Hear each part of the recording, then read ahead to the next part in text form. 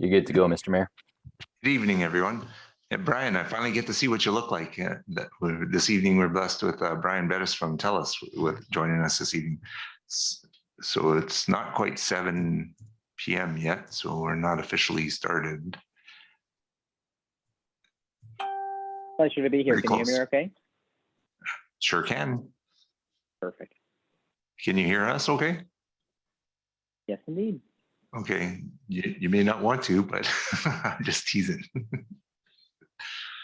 Okay, it's 7 p.m. Welcome to Bruderheim Council meeting, Wednesday, September 15th, 7 p.m. at Bruderheim Fire Hall meeting and on virtual. Would someone from council please be willing to read the acknowledgement? Yeah, I can do that. Thank you, Deputy Mayor Dan. We acknowledge that we are on Treaty 6 territory, a traditional meeting grounds, gathering place, and traveling route to the Cree, Saulteaux, Blackfoot, Métis, Dene, and Nakota Sioux. We acknowledge all the many First Nations, Métis, and Inuit whose footsteps have marked these lands for centuries. Thank you, Deputy Mayor Dan. So we'll call this meeting to order. Is there any additions, deletions, or changes to the agenda? Thank you, Mr. Mayor. Nothing from administration at this time. Okay, any suggested changes from council for this meeting agenda? But I'll just do it in the program request, a motion about the reading. So do you want that as a separate line item? Okay, thank you, Councillor Lynn. So would someone move to adopt the agenda as amended? Councillor Pat. I move that we adopt the agenda and with the amendment. Thank you. Any comments, questions, or concerns from council with that motion? Okay, haven't heard none. Call for a vote. Anyone opposed to the motion? And no one's opposed, so the motion's carried. And we move on to number 5, delegations. We're very fortunate this evening. The Northern Alberta and BC Interior General Manager from TELUS, Brian Bettis, is here to be with us this evening.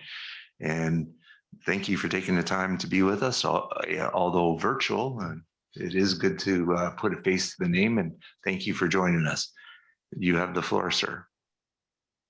Wonderful. It's a pleasure to be here. I've brought Matthew Schweghart with me. Matt is also on the Zoom, and he's my regional designate area manager for the region. So he looks after the community. He lives in Fort Saskatchewan, so he's a nearby resident. And I'm hoping this evening to give a little bit of an update with respect to connectivity and the current state of connectivity in the province. Doesn't look like I can share. Would you like it? I've got some content if that would help. If not, certainly we can do without. You're certainly welcome to share, and welcome, Matthew. I didn't know that you had your trustee's sidearm with you today. My pleasure. Let me know. Can you see okay? Mm-hmm. Yes, sir. Okay, wonderful. So I wanted to, anticipating what the conversation is likely going to be about, and expect that connectivity continues to be a question that not only us, but everyone in the room is passionate about. I thought I'd bring a little bit of context that we shared with the rural municipalities of Alberta with respect to connectivity and how that's framed up in the province, and then leave it open for any Q&A that council has. And certainly appreciate the time. Just a quick time check. I was unclear. How long do we have for this presentation? Brian, 15 minutes. I see that your presentation sees confidential. This is being live streamed to community. Is that okay? Yeah, that's okay. Okay. Perfect. So Brian, before you get started, do you mind if I share something with you? Yeah, absolutely. Okay, so recently the provincial government had a online type of presentation and question and answer, and they had opportunity for people to provide input and questions. And I just wanted to read this to you so that you get a feel for where our community is coming from. Mm-hmm. So here goes. Thanks for allowing the opportunity. Our community of Bruderheim is dirt poor when it comes to high-speed internet. And as such, we feel totally neglected when it comes to this necessary infrastructure for our residents and struggling businesses. My question is when will we see any investment in this vital infrastructure allocated for broadband service? Will this investment dovetail with the announcement from TELUS in regards to broadband? Please, could we be provided with a timeline as to when shovels will actually hit the ground for this work? We hear a lot of announcements, but not see a lot of dollars flowing from the province in our region for broadband. When may I be able to schedule a meeting to review our community's needs for broadband? Our community is the only community completely within the Alberta Industrial Heartland, and we're seemingly least able to benefit directly from this region, which has richly blessed other communities with abundant tax dollars, of which we see $0. And to top it off, we are very much the most affected in terms of traffic issues, air quality, you name it, we are at ground zero. Broadband is a huge issue in our community. Regularly during the pandemic, our community could not even access the internet, let alone enjoy high-speed broadband. Please help us to level the playing field for our community. I just wanted to set the stage for you on where I would be coming from with any questions about internet from Bruderheim. Yeah, and by the way, I think incredibly reasonable. Might I ask before we kick off too far, what was the response that you received back in the session? I was promised a response from the minister. I haven't yet to see it. Okay, that's good context, and I'm sure that the minister will follow up. I do think we can go ahead and kind of jump in with that context, and knowing the timing and knowing the concern, I thought that it prudent maybe to spend some time instead of talking about TELUS's commitment to the area, of which we are spending $16 billion investing in the province through 2024. I thought that it might be prudent to explain a little bit of the rural connectivity challenge and then open it up for some discussion in terms of how we fix it from forward. And don't hesitate to stop me if you have questions throughout. I'd like to have a discussion about it. We can certainly pick it up further as we move along, if that sounds fair. Absolutely. Okay. So I think first, it's important to understand that from a rural connectivity challenge, there are three kind of key factors that create connectivity challenges from a rural lens in the province. The first is that of geography. So whether that be climate, right, what we experience in northern Alberta due to shortened build seasons, or the geography and terrain. Topography, especially as it relates to cellular, becomes a considerable challenge with respect to being able to enhance connectivity. A lot of the same features that beautify a community tend to be the ones that also make it more challenging to serve. Secondly, rural connectivity is framed and challenged by population density. And so oftentimes with population density, the opportunity to spread cost over a broader demographic of people, whether that be more subdivisions and dense condominiums, those kind of things, allows for economies of scale that are not often seen in rural contexts because of, again, some of the great benefits of living in rural. When you get more space, there's a less significant concentration of people. And so that low population density spread over a very large area in most instances adds to the connectivity challenge. And then lastly, the build requirements. So, typically a lot of trenching required, especially in Alberta, with respect to getting facilities in the ground and also then delivering that facility into residents is often done in a buried manner, which increases the cost. So just to kind of frame up the conversation, whenever we're talking about enhancing rural connectivity, the cost to build in rural Canada is about 2.5 times higher than urban. And the cost to build in Alberta in particular is 3.5 times that of BC. And that's primarily, again, because of some of the infrastructure capabilities, some of the things we talked about before, but they drive to an outcome where investment required to deliver services in rural context is significantly more expensive.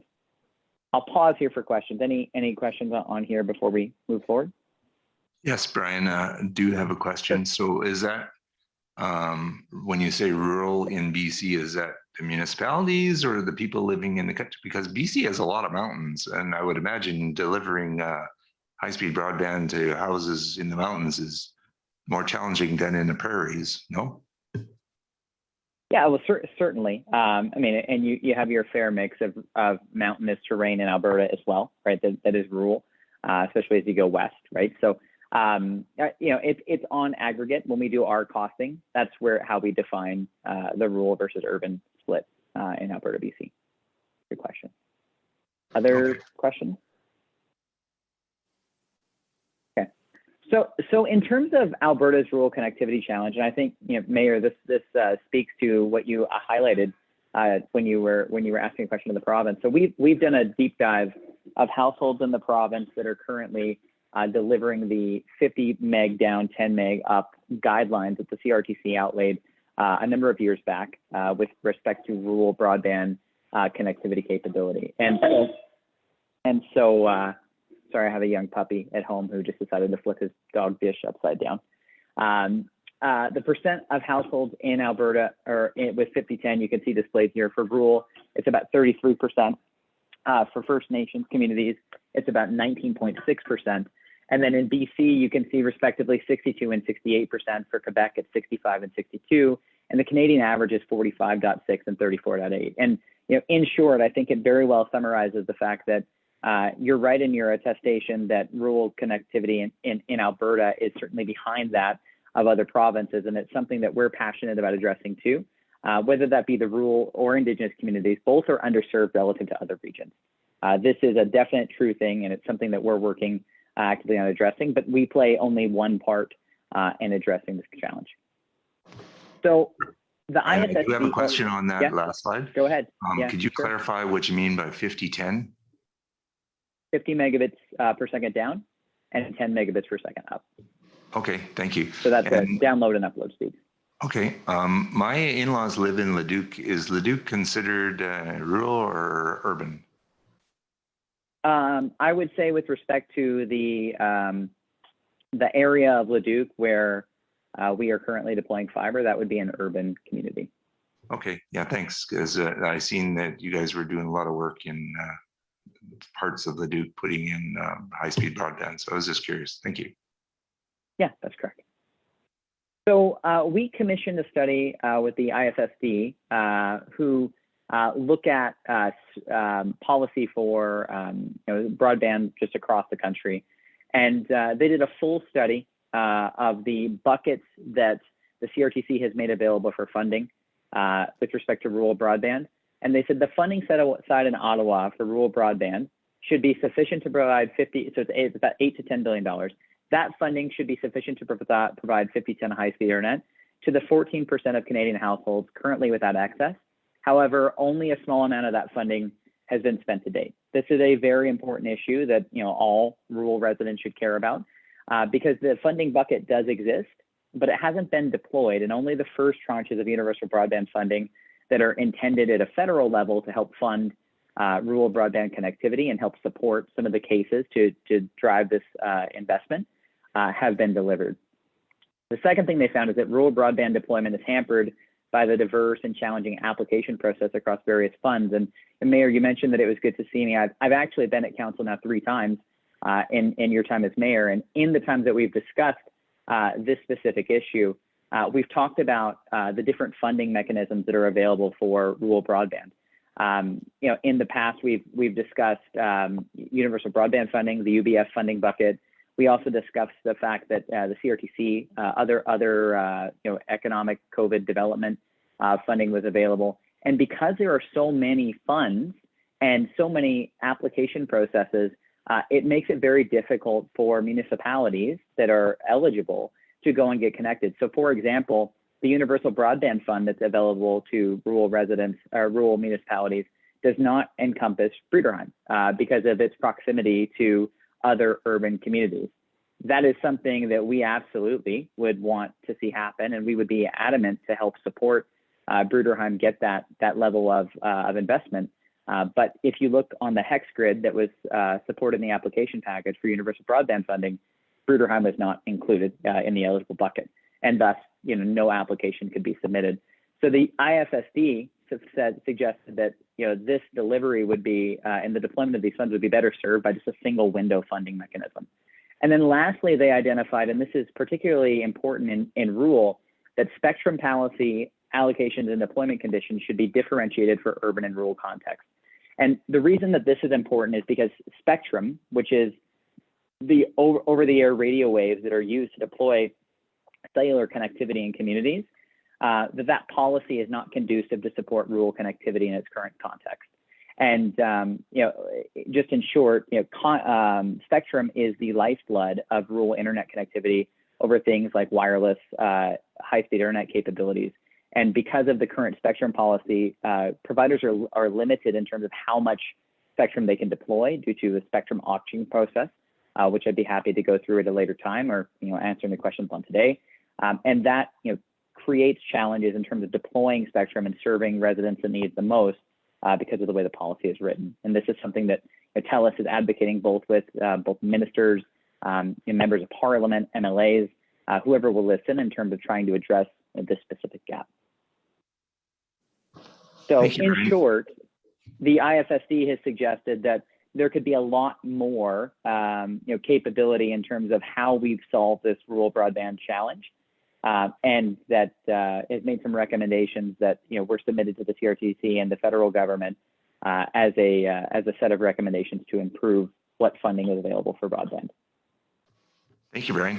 A couple of comments. I just wanted to make sure that everybody understands, what do you mean by single window funding mechanism? Yeah, so instead of having 100 different applications, you just have one. Or just have one funding bucket, one approval process, so that municipalities know how to apply for and receive funding to enable rural broadband connectivity. And Brian, you made me smile pretty heartily when you mentioned that this is the third time you visited Bruderheim. Wanted to make sure that the people that are most important in making this happen for our community in the future knows about our issue. And thank you, Brian, for mentioning that. They also need to mention that because of the lack of high-speed internet in our community, I know for a fact that your business would do pretty well if you decided to run that in our community. I think we'd absolutely love. You heard that for sure.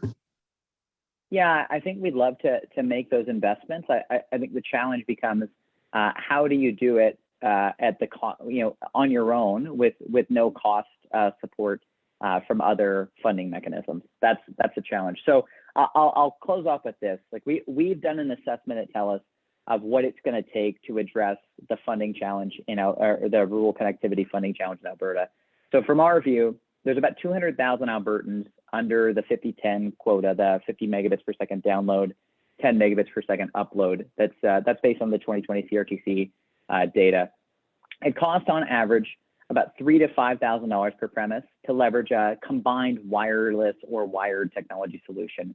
And it's important to note that as the further rural you go, the higher the cost goes in terms of a per premise cost because of the factors that we discussed early on. So the population density, the rural geography, those kind of capabilities. You can get to $15,000 to $20,000 per premise quite quickly. And so the total investment needed in Alberta to get to that overall universal service objective of 50 megabits per second down, 10 megabits per second up to all premises is about $600 to $1 billion. That's our wag at it. And we would be thrilled to invest. Our gap to get there, to be able to deploy this, is about 200 to 400 million if it were just us.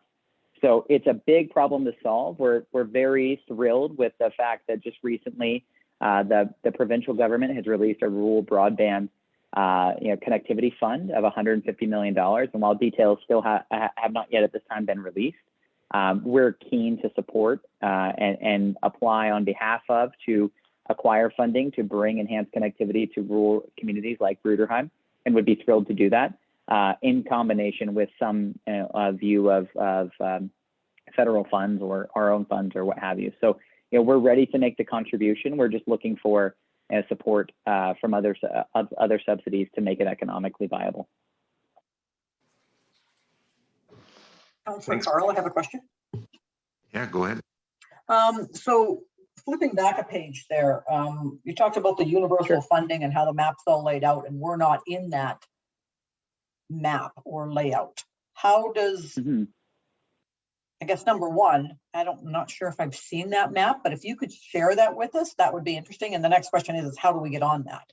Because even though you're prepared to put in the money, if we're not in that group that needs the coverage, the money's going to go to where your first priority is, which are the ones that are covered by the map, if I'm not mistaken. Well, I mean, I think the CRTC generates the maps that are eligible. So that would be, the federal government. Okay. I would ask administration to reach out to the CRTC, and again, we would be happy to support in whatever context, because just to be clear, it's in TELUS's best interest to deploy services to residents as well. Yeah. We actually, so we have a shared interest in that regard. And I'd be happy to work with administration to identify how we can get Bruderheim on, that hexagon map to be eligible for a round of funding, or at least challenge the decision. Yeah, and the other thing I've noticed, because I've talked to many municipalities about this funding and different people that are in the internet business of trying to provide internet one way or another, and it's not eligible for the smaller places at all. It's designed for the big companies like yourself, right? We just have to figure out how we can get into that so that somewhere along the line we're looked after as well. So thank you for that. I might, respectfully just respond back to that. I don't know. I mean, I would actually argue that the federal government's broadband policy plays more toward, and they've stated this numerous times, new entrants entering the market. They're really pushing an agenda of new entrants, even to the point of setting aside spectrum at lower prices to allow other companies to play in the space. Okay. So, I don't know that I would agree with that assertion, but certainly we would be keen to partner with Bruderheim to bring connectivity.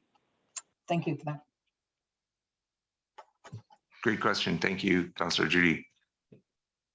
Do you have any more slides, Brian? Or I mean, I have slides we could talk about all day, and certainly would be keen to go into further discussion. If there's a desire to do more Q&A, certainly we'd be happy to do that. And again, just looking for what next steps council would like with respect to how we move forward. So I guess I have one more question. So when you're talking of Certainly. meets come in, even though we're not on the map, let's suppose we get there at some point, what mechanism are you thinking of doing the fiber optic? Over towers, or definitely in infrastructure and in the ground? So yeah, it's a great question. I'd say first, fiber optic is a service delivery type, like Honda is a car type, right?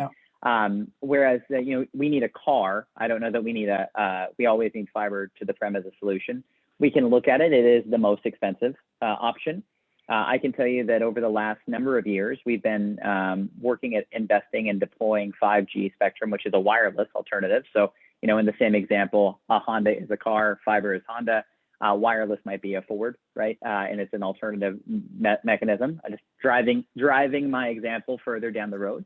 But in this way, we have been deploying 5G spectrum across not only just the Edmonton Capital Region and Bruderheim included, but also the entire province. And we're actually on the cusp. We've made a number of announcements that 5G is now available, and we're on the cusp of launching a 5G capable smart hub device, which will do significantly higher speeds at a significantly lower latency than what people would be accustomed to on the 4G network. And that investment is happening despite the current state of rural connectivity. So TELUS is committed to investing in the community, and we have to the tune of over $4.5 million just in the last 2 years in deploying that spectrum. But it's one of those things, and I describe it to people like you won't see it until we turn it on, until it's available. And so we are in a place right now where we've got, if you have a 5G enabled device in Bruderheim, you can use it and it will work, and you'll see that incredibly rich bandwidth experience. But we don't have a 5G enabled TELUS Smart Hub device that would be a replacement for the 4G Smart Hub, of which I think we've given the town a couple just for your rec centers and the like. So when that 5G enabled device comes out, that will allow for richer experiences that will be available to every resident in the community. And we would expect that to come out sometime in the next couple of months. Okay, sounds good. good questions, Councillor Wayne. Yeah, just a question in regards to current infrastructure in town here. Who do we or residents get a hold of for infrastructure concerns or just maintenance, I guess, of infrastructure we have in town here? Sure. So are you speaking specifically about like equipment that is damaged or rusted or degraded or that kind of thing? Correct. Yeah, because there's, I had an issue with it a little while ago, and it took about 5 months to get it rectified. So, how do we make that, I guess, a week or two instead of 5 months? Sure, and totally happy to give you a contact, Matthew, who's on the phone here, and I can just send over a quick email address. Can be your primary point of contact, and we can work to immediately rectify those concerns as you bring them forward. And then residents can contact that one as well, or is it? Or do you Yeah, want them to go I through think that. Well, I mean, I think, you know, given the community, we might just be able to do a full community cleanup. So is there maybe a takeaway where we could work with administration to get a list set together and just do a full restoration for any community concerns? That would be great, because it's I don't know. I didn't have a good feeling when I was trying to get this fixed. There was a big hole in my front yard, and I couldn't get it fixed. So it's just, I need to know if there's an easier way to get the infrastructure taken care of here, I guess. Yeah, so Matthew can definitely help, and maybe Matt, there's a takeaway here to reach out to administration, and we can coordinate a community cleanup plan, and then, you know, build a go forward escalation process with the community. That'd be awesome. Thank you very much for that. Great question, Councillor Wayne. Thank you. A couple of things, Brian. So in Bruderheim, I understand that the fiber optics comes to a certain location in our community, and that's where it ends, right? Is that correct? There is fiber transport in most parts of Alberta, but that's not the type of connectivity that you would just, you know, bring to the side of a house. It needs to go through a number of different capabilities. So I wouldn't describe it as simply as it's just, you know, in the ground, right in the backyard, ready to be connected. But certainly, maybe that's a topic that we could bring back to council in terms of dynamics as a community. Sorry, go on. What was your question? So, and to further along with that, has that kind of service been offered to businesses in our community already? Yeah, so businesses in Bruderheim and to be frank, businesses anywhere can inquire about access to enhanced services, whether that be through enhanced copper capabilities, enhanced fiber capabilities, or over the air LTE or 5G.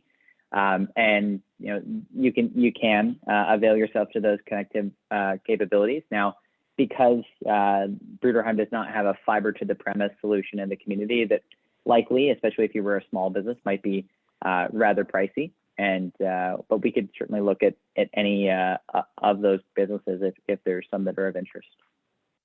Thanks. And it sounds like there'll be a number of takeaways to work with our administration. So thank you for that. So the last thing I wanted to ask is, it appears that in our world, lots of times the squeaky wheel gets the grease. And I'm just wondering,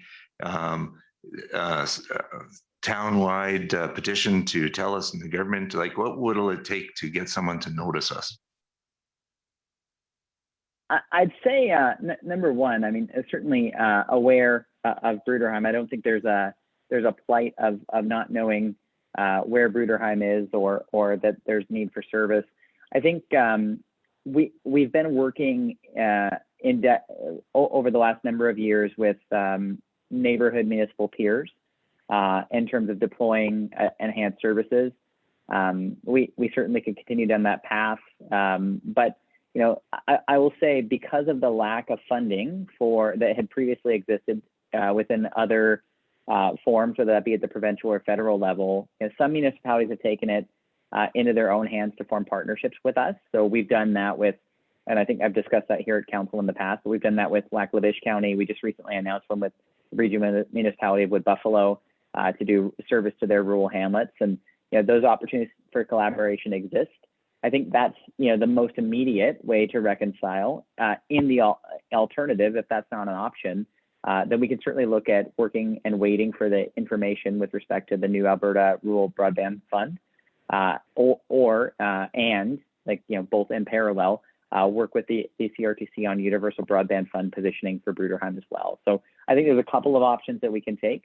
It really depends on, you know, what one makes the most sense for Bruderheim, and would be happy to kind of work through those with with yourself or with administration as appropriate. Thank you. Any other questions from council for Brian and Matthew? No. Good information though. Well, thank you very much for the presentation. And once again, I'd like to thank you very much for taking the time to be with us, Brian. I know you know where Bruderheim is, and we want to keep it that way. I just want one little thing for a takeaway for you. Our community is struggling to be sustainable for the long term, and pillars of the community that are important are infrastructure. And in the world that we live in now, one of the keys for infrastructure is the high-speed broadband. And for our community to be sustainable for the long term, this is one of the pillars that we're missing. And we won't be able to do anything about it until we get some partnership with the right folks, and hopefully with your help we can get there. So thank you very much. Absolutely keen to partner, and thank you for the time this evening. Thank you. Thank you. Yeah, thank you very much. So thanks for that presentation. And we're looking for a motion from council to accept the TELUS connectivity update as information. Yeah, Councillor Judy. I make a motion that we accept the TELUS update information information that we just received as proposed. Information. Received, yeah. Thank you, Councillor Judy. Any yeah, no worries. Any comments, questions, or concerns with that motion? Okay, call for a vote. Anyone opposed to the motion? And the motion's carried. And now we get to move on to 5.2, Travel Alberta opportunities. Is James? Oh, hey, look at that. Thanks for joining us this evening, James. Everybody, good to be with you this evening. James is a Travel Alberta team member, manager of destination development in North, and had the pleasure of meeting James with Sherry recently, and we look forward to you spending some time with us this evening. You have the floor, sir. Thank you very much. I take it I can share my screen here. Yeah, as long as it's not confidential information, go right ahead. Not at all. Okay, let me just see where.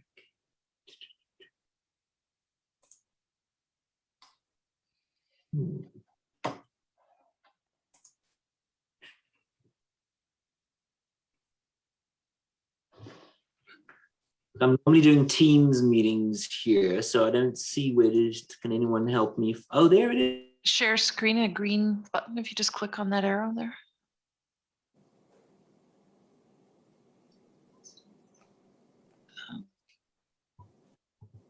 I believe he needs connectivity in his rural area. You may be correct. Can everyone see that screen? Yes, sir.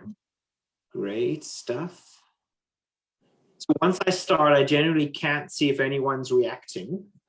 So I'm going to just take questions at the end, if that makes sense. Yes, sir. I get really excited about what I'm talking about, and I don't pay attention to anything else really. So yeah, bear with me as we do that. James, I don't remember all of our conversation with you, but I do remember the passion for your job. That's for sure. Certainly. Absolutely. So I've titled this presentation Tourism and the Visitor Economy, because tourism is very much an art and the visitor economy is very much the science. And, you know, it's really hard to condense a presentation into 15, 20 minutes, but I'm going to do my best, and I'm going to try and touch some of the things that I think will be meaningful when it comes to education and awareness on tourism in the province, and specifically relating to your region. So with that being said, Travel Alberta is the destination management organization of Alberta. We've been around since 2009, and we're a Crown corporation under the Ministry of Jobs, Economy and Innovation. So our role is to showcase tourism experiences to potential travelers, provide marketing expertise and destination development support to Alberta-based businesses. So in 2021, our mandate was expanded from the destination promotion to full destination development and management. And so to accomplish this, we have teams dedicated to research, international market development, promotion, content development, and destination development. So this key new area of destination development is where I come in. I was previously known as the experience development manager, but now my title has since evolved to destination development manager, and again evolved since our last meeting, Mayor, to tourism development manager. I'm hoping today I can touch on some of the exciting opportunities in Alberta, and specifically relating to where you are in the province. James, I just have to say that I think that we're very fortunate to have latched onto you, and thank you again for taking the time this evening. I'm excited to be here. I haven't got to do a lot of this year, so you know, it's really important to help you know, spread some of the awareness and education wherever we can do that, and we can all become advocates, and we can all sort of move forward together. We do talk about hashtag Team Alberta, because it's not just about me or municipalities or, you know, different organizations. We all have to just do it together. So I think with that being said, if you look at that big map in front of you there, that orange peachy area is my region. So really, you know, half the province. You know, if you look where Bruderheim is, it sort of often would fall into what we would call central Alberta. But a lot of common, you know, tourism trends happen between the north and between the central areas, really outside of what we would call the hubs, the mountains and the capital region, so sort of Edmonton and Calgary area. So really important to start moving tourists around this great big province of ours. So, you know, each tourism provider, operator, hotelier, restaurateur is really integral. Every you know, everyone plays a role here. Every community and destination organization plays a role developing the destination, and of course we work together to do that. So Northern Alberta, really we're working, and I say we, the royal we, but me and colleagues and the different communities, we're sort of working together to support existing businesses, to develop more products, to help tourism businesses move along in the ecosystem, new experiences potentially, and then of course preparing these businesses and these areas to maybe sell their experiences to international markets or receive international visitors. So I've been asked this many times, what is tourism? And so I've got an actual description from Stats Canada, which I quite like, and it is the activity of persons traveling to and staying in places outside their usual environment for not more than one consecutive year for leisure, business, and other purposes. So really, there's even a number. So you need to be 80 kilometers or more away from your home, essentially 40 kilometers there, 40 kilometers back. And then you're defined as a tourist. So when we talk about some stats and some numbers, when they talk about tourists, this is what they're referring to: people who have gone into a community for leisure, for business, or other purposes, and are engaging with that community and spending money in that community, perhaps staying in there for a number of days or so. They are tourists.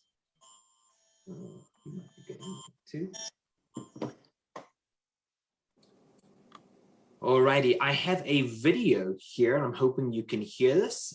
This video really is about the visitor economy and how it's all connected together. And I think this tells the story very well.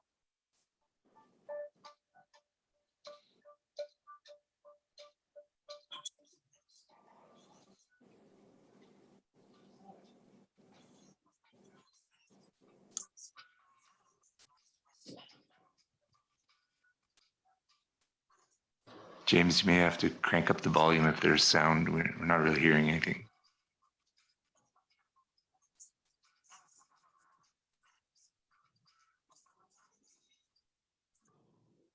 Are we hearing the audio? No. Negative. Nope. So what I might do then is I'm going to share that video afterwards. It'll probably be a nice way to wrap things up. I've had issues with audio on this one, so I'll cover all these topics during the presentation, and at the end I'll share it with everyone, and then you can watch it in your leisure. So really, talking about the life cycle of tourism, we have to consider that everyone is a visitor first. So if you, I love this quote. This is from the chair of Destinations International, Maura Gast, and she came up with this quote back in the day because more and more we're seeing on communities focusing on travelers and residents. And even hearing the presentation a little bit before this one, talked about how a community needs to be sustainable and move forward. And one way to do that is by focusing on the residents and the travelers, because what's good for one is good for both. And when we understand the value of the visitor economy, they are more likely to have a visitor-friendly attitude. And that attitude is helps create a friendly place for travelers to visit. So we're building a place where people want to visit, and you'll build a place where people want to live. When you build a place where people want to live, you'll build a place where people want to work. Build a place where people want to work, and you'll build a place where business has to be, and then build a place where business has to be, and you'll find a place where people have to visit. So it's really a closed loop there, and we're connecting the visitor back to the worker, to the businesses, and sort of back to the visitor again. So as an example, I traveled to Canada as a visitor once, and now I live and work within Canada, within Alberta, and I've become a part of the community. So it's sort of one way to connect, the resident and the visitor together, which is helpful to understand the value of tourism. So I did want to mention this real quick, some numbers, because there's a bit of a forecast on where tourism is going. And I thought we should mention, considering what we've all been going through this last year and a half, and we still are, is that I think up until 2019, we were at around $8.2 billion of annual tourism spend. And we're estimating that in 2020, that dropped about 48% in the province to 4.9 billion, which means we've got a lot of work to do in the next couple of years to get back to that number from 2019. The estimation at first was in 2022, we'll have recovered regionally. By 2023, the rest of Canada, by 2024 for the US, and 2025 for overseas. But I have a feeling that that's going to probably, we'll be moving that out by 1 or 2 years, depending on where we go from here, specifically in this province, and see where the rest of the provinces go. But that lost visitor spending really is huge over 3 years. So the job losses are also huge. And the unemployment rate alone in Alberta is affected by 1.8%. just by the job losses from tourism. So that tells you there's some economic impact here. And, like I said before in the beginning, the art versus the science, this is the science part. And so if we know both sides of this coin, we can help, move a region forward when it comes to tourism. So I spoke before about Team Alberta, and really, Alberta's tourism industry is made up of all these partners and more. And sort of identifying where your community fits in here and where the businesses in your community fit. If you look at the corner there, we talk about local partners, we talk about local governments, we talk about regional destination organizations, we talk about tourism businesses, and we talk about business associations.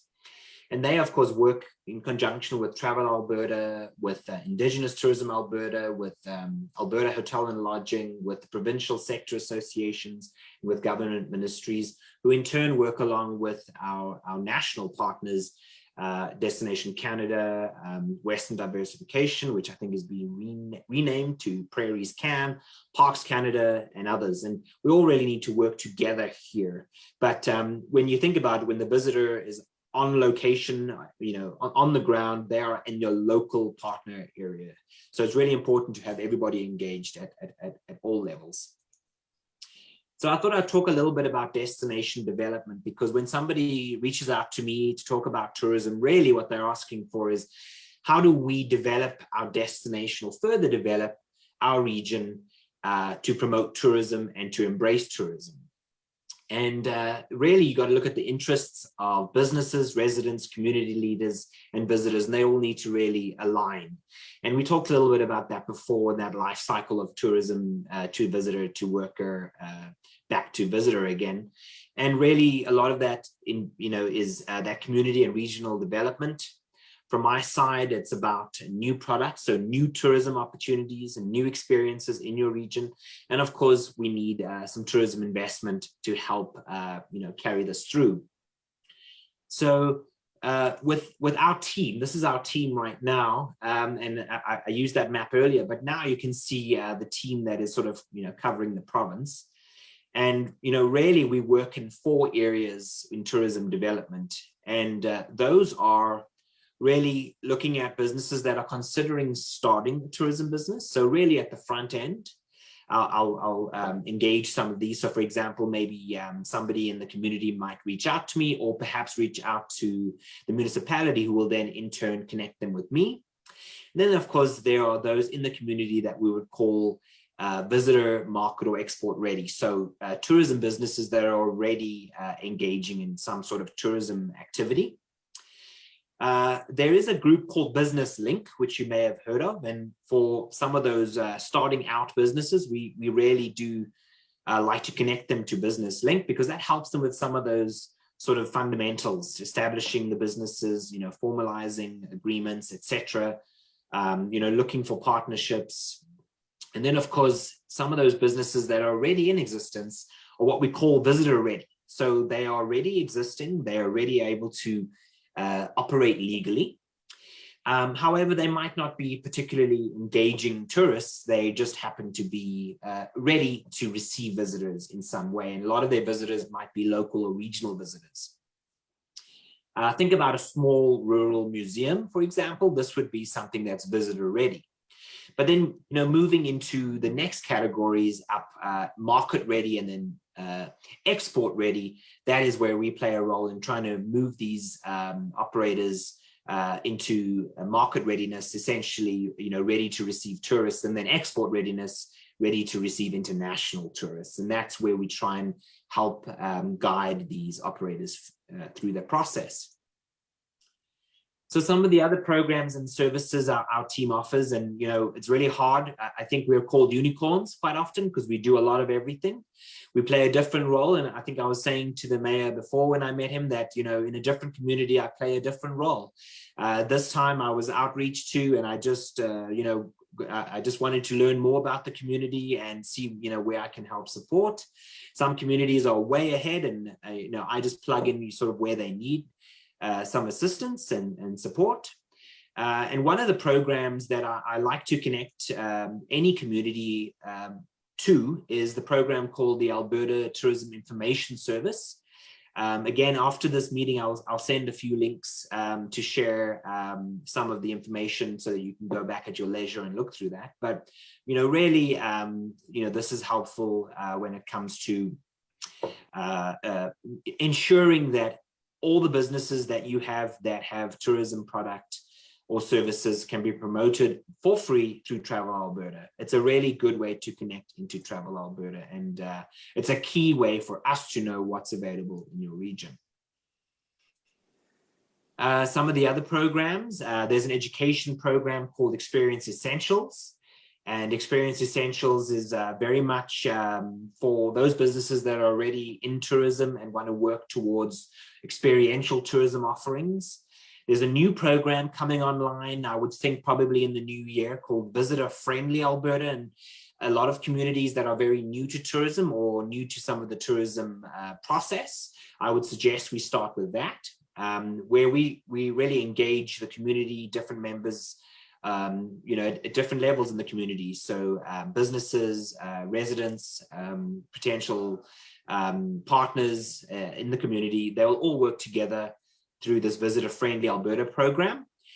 And then, of course, we have a webinar series, which happened, I think, right until April this year, and then it was on pause until probably we'll be looking into October to start launching some of that education again. And it's really just helpful to keep aware with what's happening in the province and how your community can connect back into what Travel Alberta has to offer. So other services, that market readiness coaching. So like I said before, that's part of, you would connect a business to me, or they would find me and they would ask for support in helping them get market ready. So how to receive more visitors, primarily getting recognized through ATIS, getting some marketing strategies in mind. A lot of that is on a case-by-case basis. Every business is different. Every community has different needs. And then, of course, that experience development coaching, where we, teaching a business how to offer a visitor experience. That's not just an activity, it's about visitor experience, immersion into what they have to offer.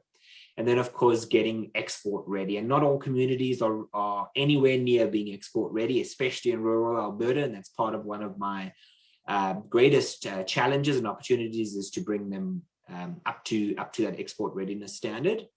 Then, of course, we have online resources at our industry hub. So after this, I will send all some of that information. And then, of course, now the destination development opportunities for communities. And a lot of that is about partnering with communities close to you, regional partnerships, and developing with a regional focus.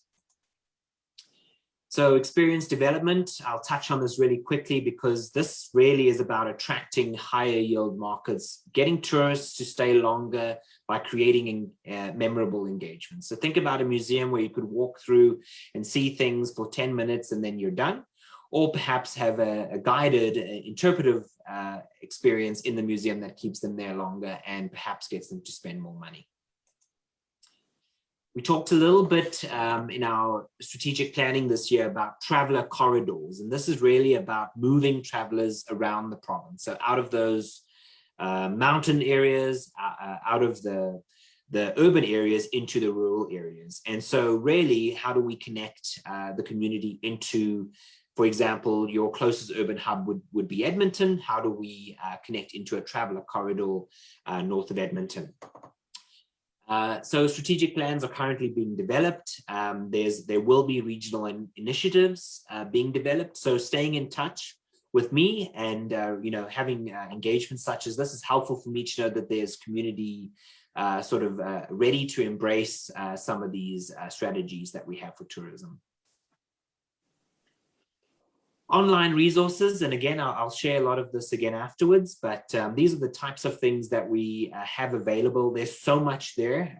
It's a very deep dive, so you need a lot of time, but I'm very much about helping guide you through that process with what really makes sense when it comes to research and insights, when it comes to campaign toolkits, when it comes to marketing, etc. And this is what it looks like a little bit. If you were to go to industry.travelalberta.com, everything is there and more. You can learn as much or as little as you're looking to learn, and then come back for more information when you're ready. I did want to talk a little bit about targeting travelers. So who wants what you offer? Really key to developing a region is to understand the type of traveler who wants what you have to offer. So I'm not sure if any of you have ever heard of a segmentation tool. So again, we're getting into the science called Explorer Quotient. So that is a tool that helps you understand what your travelers are looking for based on their social and travel values. So everyone has values and travel values specifically, and these values will shape how they react, what they're looking for when they travel, how they like to travel. So Destination Canada actually helped develop what we call the EQ, or the Explorer Quotient segments.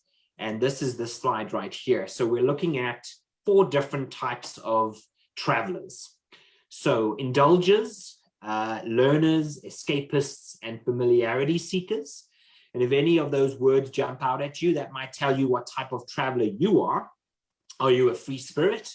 Are you somebody who's a cultural explorer, a rejuvenator? Are you a gentle explorer? Now, I'll go into some of these a little bit later on, but really we want to talk about, so for example, a cultural explorer. They love to travel and they look for opportunities to embrace and immerse themselves in culture and people in the communities they visit. And then you get something called an authentic experiencer, which is they really look for tangible engagement with destinations, particularly the history. Cultural history buffs, for example, they're looking at natural surroundings, history and culture of the places they visit. So if you look, all these 3 different types of segments are all learners. They're all looking to embrace the culture and immerse themselves in the experience where they are. And then, of course, that personal history explorer, they really want to connect with their own history. So they often travel to where their families might have been before, and so on. Then you get something called the rejuvenator. So think about your community. Is this a type of community where family-oriented people could travel with others to escape from stresses of life, get pampered and indulge? The picture is there is a spa. And then, of course, you get a no-hassle traveler, which is looking for cautious, reserved, very secure group travel. They want to escape from their regular duties. And then, of course, you get the gentle explorer, which is very reluctant to travel too far from home. And if they do travel, they want everything to be very familiar and very comfortable, and so on. And then, of course, you get the free spirit, which is the highly social, open-minded, generally a little bit younger demographic, looking for lots of enthusiasm for new experiences in life. They're highly adventurous, they're highly experimental. They will indulge in very high-end experiences. So when I look at your community, I really do think the learner category jumps out at me, the authentic experience, the cultural explorer, the history buffs, the history explorers, simply because, that one jumped out at me as a visitor myself into your region. I did want to talk a little bit about ultimate travelers, and I might have mentioned this before with the mayor and Sherry, but really this is how Travel Alberta is using the information to talk about the different types of tourists that come into the province. So EQ talks about psychographics, a little bit about the science, and we're going to layer onto that something called the ultimate traveler segmentation, which really takes EQ to the next step. It layers a little bit more and it helps, it makes it a bit more specific to your region, and you can sort of decide how you want to embrace this when you're looking at marketing your region to tourists. So we want to define the characteristics of Alberta's best customers. Who do we want in Alberta? Who do you want in your community? Using some of the EQ information, but also adding on, for example, how they interact online, what type of affinities they have, and demographics. And there are 2 types of ultimate travelers. And one is called the hotspot hunter, which is on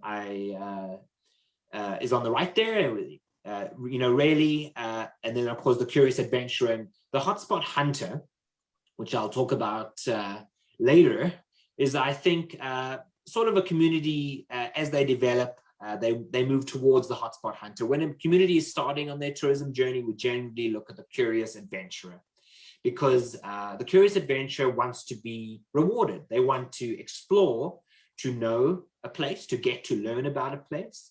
And their reward is that information, that learning experience. They are willing to push the boundaries of their comfort level. They have a sense of adventure, and they have a higher tolerance for risk. This curious adventurer is very much embedded in that learners segment because they're very interested in meeting locals, learning about a destination. They're willing to leave things to chat. So they don't come with a very full itinerary. They leave things open because they might hear from somebody, hey, have you tried this? Have you met so-and-so? Have you gone there? Curious adventurer, less is more. They want to immerse themselves. They want to see and do fewer things because it helps them be better informed about a community and about an area.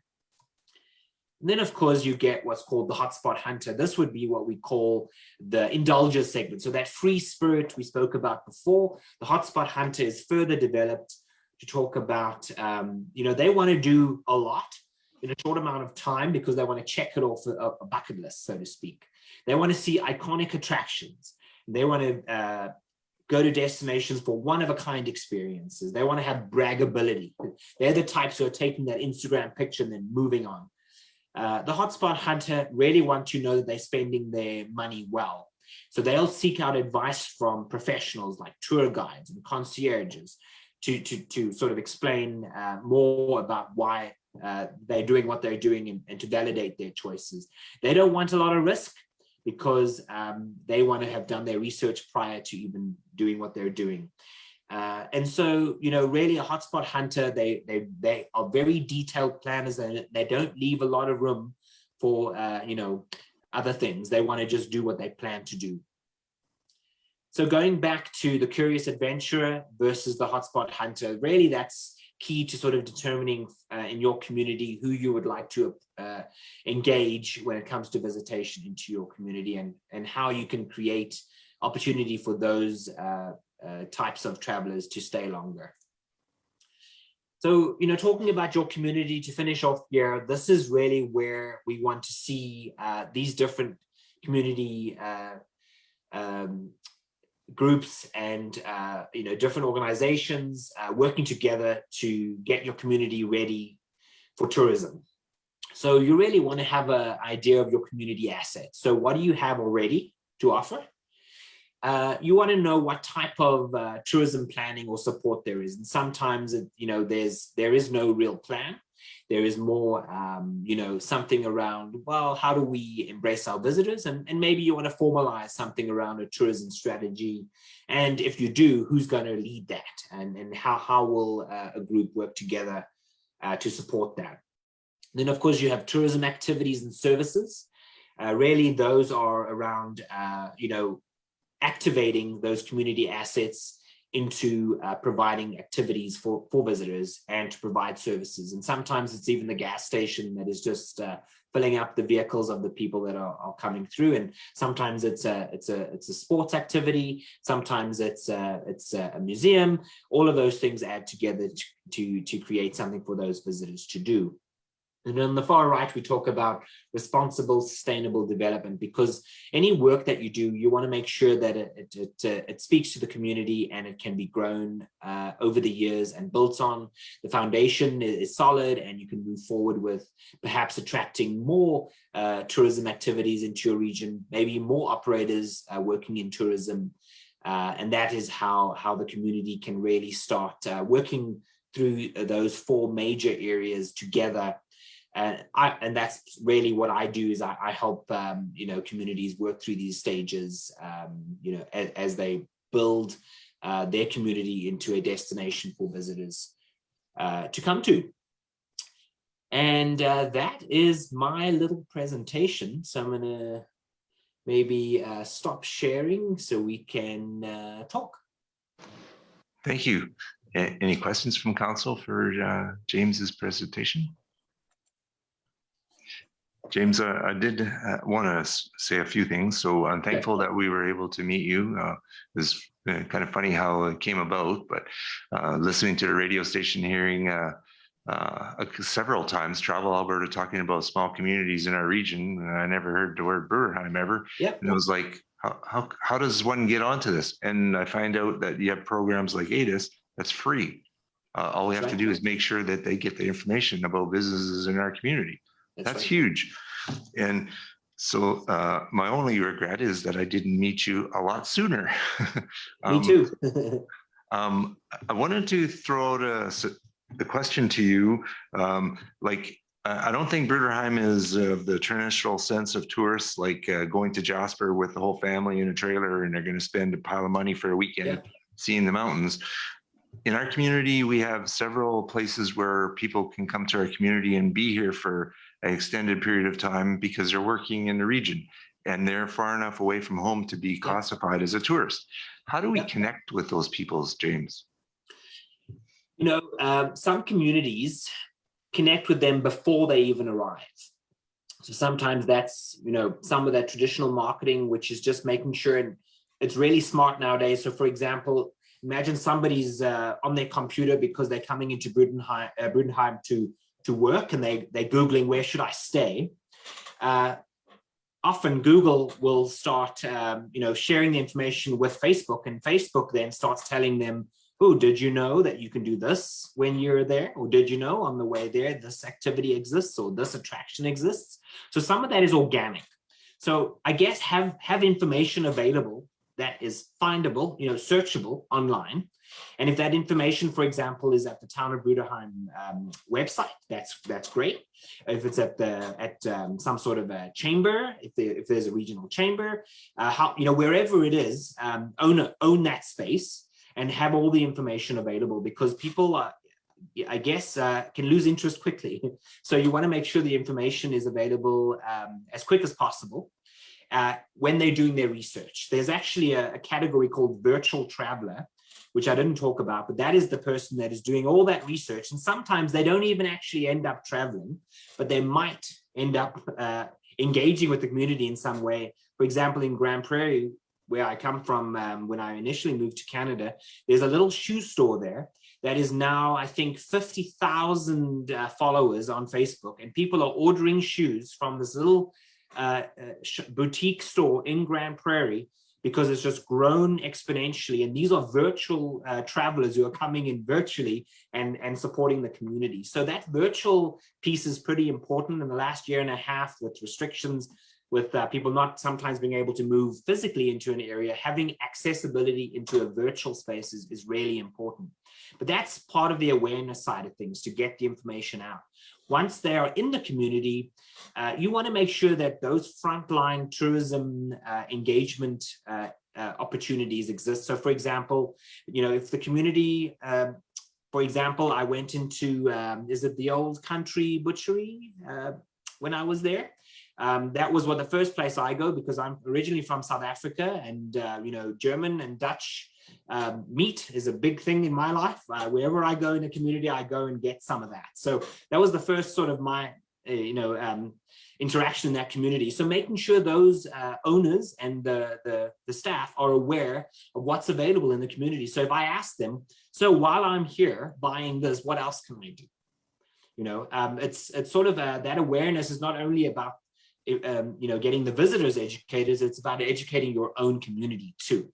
And then of course the local Shell garage, if I go in there to get my snacks for the day, are they able to access information, or perhaps have information available? Maybe they know it, maybe they know where to get it when somebody asks a question, right? Because that's that frontline engagement, and that's where the advocates for the community really come into play. And it can be hard because, you know, not everybody is aware of everything at all times, and it's hard to educate, you know, all the frontline workers at the same time. It makes sense that hotels have all the information, you know, because that's where people are staying overnight.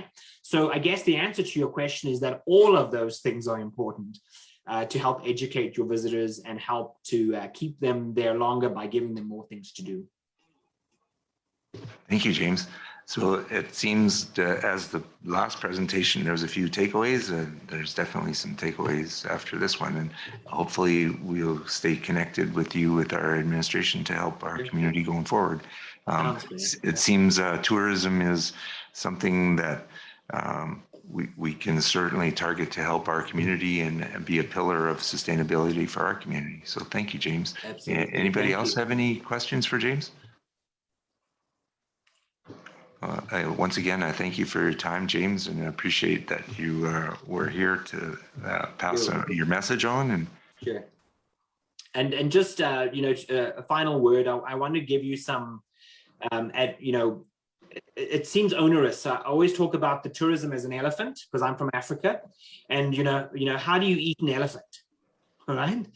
And the answer is one bite at a time. And so these types of meetings, these types of engagements, if you have businesses that you think would benefit from one-to-one coaching with me, you're welcome to share my information.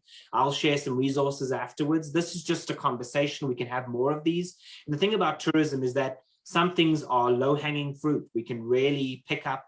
If your community is big in agriculture, there's something called agri-tourism. We can go down that road. And there's so much work that we can do, together. So it is onerous, but I think it's worth doing.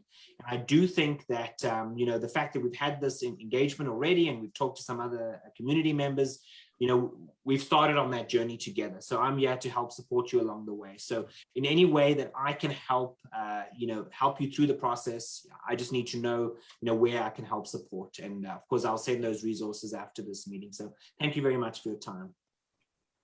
Thanks, James. Thank you. Thank you. Great meeting, and thank you very much for the information. Leaves a lot to be thinking about, for sure. Absolutely. Thank you, Judy. So I'll be looking for a motion from council to accept James's Travel Alberta Opportunities presentation as information. Councillor Pat. I move that we accept the James LaPone Travel Alberta team members presentation as information. Thank you, Councillor Pat. Any comments, questions, or concerns from council with James's presentation? Just wanted to say thanks again, James, and look forward to seeing you again next time. Thank you. Bye, everyone. Take care and stay safe. So looking for a vote from council. Anyone opposed to the motion? And the motion's carried. So now we move on to the next order of business, adopt minutes of September 1st regular meeting of council. Looking for a motion from council. Councillor George. I make a motion that we adopt the minutes of the September 12th, 2021 regular council meeting as presented. Thank you, Councillor George. Any concerns with that motion, council? It's September 1. September 1, not 12. Oh, sorry. Yeah. Did I say 12? I meant to say September 1. George said 12. No, I didn't. Well, it's September 1st. This is how the motion shall read. Number 1, I said. Thank you. Any other concerns with the motion? Haven't heard none. We'll call for a vote. All those in favor of the motion, or anyone opposed to the motion, sorry. And hearing none, the motion's carried. Thank you. Move on to council priorities, information requests. So we'll go around the room. We'll start with the virtual first. Councillor Wayne. Yeah, just a couple things. With the recent announcements, is there still the RCMP open house coming up? Will that be delayed? Or is that too soon to figure out? Mr. Mayor, through Council Lecco, that's an awesome question. Administration we're already working on this right now. So we'll get back to council. We'll let you know in community. Awesome, thank you. One other thing, is it possible, I know this was discussed and maybe it is happening, I just don't know. Is it possible to reach out to residents and get emails from them? Just so information can be forwarded off to them, especially in times like now. There's new changes going out. Just so there's clarification about what happens in our town. That can be emailed out to them. Events can be emailed to them. I don't know if it is being done or if there's a right way or an easy way to get emails from people, or if it's been looked into. Mr. Mayor, through Councillor Lecco. So we currently have the Bruderheim alert system, which tonight, as soon as we get out of here, I will send an alert with the provincial update, public health emergency starting at midnight tonight. We currently don't have anything for events. We have looked at a number of apps and things that people can sign up for. It's definitely on our radar. And we do have emails from people, but they're gathered for purposes of billing only. So is there a way we can revisit this and see if we can do it for follow-up information about what's going on in town? Just because you hear a lot of people talking and there's miscommunication and sometimes they don't go to the source to get the information. But if we send it to them in their mailbox and they know that they've signed up for this, it's just an easy step for them to look into it. Yeah, absolutely. I agree. But they would have to sign up for it. Yeah, absolutely. Yeah, we'd advertise, and we've looked at I think I mentioned to council a couple of years ago, I looked at an app that had almost like a tourist what's up in Bruderheim type thing. It's again, the resources to manage those things as well. And right now we're focused on a few other projects, but it's definitely on our radar. Absolutely. It's a great tool. People don't read print anymore. And if you subscribe to something and it comes via text, I know the schools are using a lot of things like that very successfully, and a lot of nonprofits and youth organizations as well. So yeah, it's definitely out there and it's definitely on our radar. But the alert system I am using strictly for when something affects people's service levels in town, for sure. Okay, so just regards to that, I just got like, I don't know, 3 emergency alerts on my phone while things were going on here about the changes today too. So yeah, provincial alert. Yeah. So it automatically goes to your phone. Yeah. Okay, awesome. Okay. Yeah, I guess the rest of the stuff we just have to wait and see where we're at then. Thank you. Thank you, Councillor Wayne. Councillor Judy. I have nothing, thanks. Thank you. Deputy Mayor Daniel. Since Dennis is here, actually, I got a little bit of a question about our garbage collection that happened recently. Did one of their trucks have some issues? I've been noticing, and some other residents have been noticing, some hydraulic oil puddles around town. Mr. Mayor, through the Councillor Scoosball, and I apologize. I don't know anything about that. This is the first I've heard of it. So I can't really give an informed answer on that. I've never heard of that. In regards to, did you say there was a disruption in garbage? Did I understand that correct? No. There was no disruption. It's just you can kind of like, you go for a drive and you look in front of residential houses where they would have stopped to actually collect the garbage, and there'll be a puddle, then there'll be a streak, and then at the next house there's another puddle and a streak. I'm just curious if you had some troubles, because yeah, there's even out by my place, it looks like he had kind of stopped and he was taking a look because there was a nice big puddle, and it's like, oh. So I have a good relationship with the operations manager at GFL. I'll be in touch with him in the morning. Thank you for bringing that to my attention, but I will call him in the morning and see what we can find out. Yeah, for sure. No problem. Thank you. Thank you. Thank you for the question, Deputy Mayor Daniel. Any other questions? I have all sorts of questions. Like, no, I'm good. Thanks. I left it too wide open. Councillor Pat. Just why? No, I have nothing. Thank you. Okay, thank you. Move on to Councillor George. I have one question directed to Public Works Foreman Dennis. Dennis, we have quite a weed problem in the sidewalks. Weeds are growing in the cracks, and in places it's getting to the point of where it's becoming a tripping hazard. I know the summer employees had weed eated a lot of it, but that growth is coming back. Is there some possible way that we can mitigate that problem almost permanently? Mr. Mayor, through the Councillor Campbell, as you know, we've been working quite diligently on a sidewalk program over the last number of years. Part of that comes to with those cracks. So we tried to put the silica into those cracks, grind out where necessary, budget permitting. Unfortunately, this year our budget was met. We did as much as we could, hence why we sent the summer students out to weed whip where we could, to obviously try to prevent those tripping hazards, but also try to appease the aesthetics of the town. So again, that'll be going into the 2022 budget for some of the sidewalk enhancements. And again, that'll be applying Sika. I'm sure all of council has seen that we put that on. You'll see a gray strip on the cracks, and it seals them. So hopefully that answers your question, Councillor Campbell. It's on our radar. Again, we do what we can to try and get some of these cracks that are coming up with weeds. Right now we have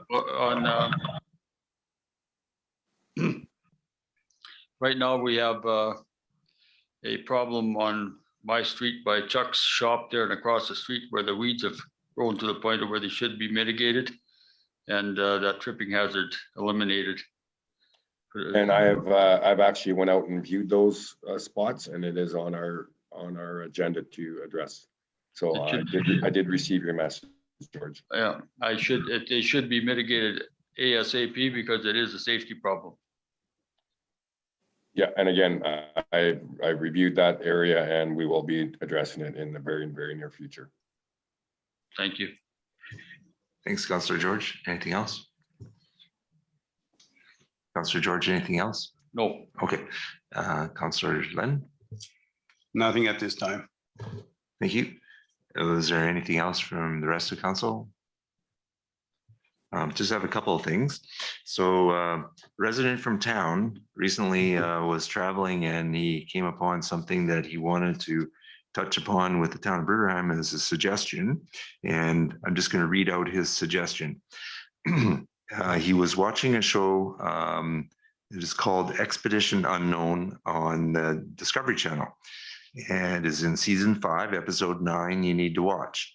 By creating an elaborate treasure hunt in and around communities, touching on history, place, businesses, buildings, etc., could bring in lots of visitors to a community. There could be an entry fee for the purchase of, say, a bushels to barrels idea. A few of the clues would need to be contained in a book to get the treasure hunters started, then building in complexity from there. If you watch this, you'll see how complex or simple you can make it.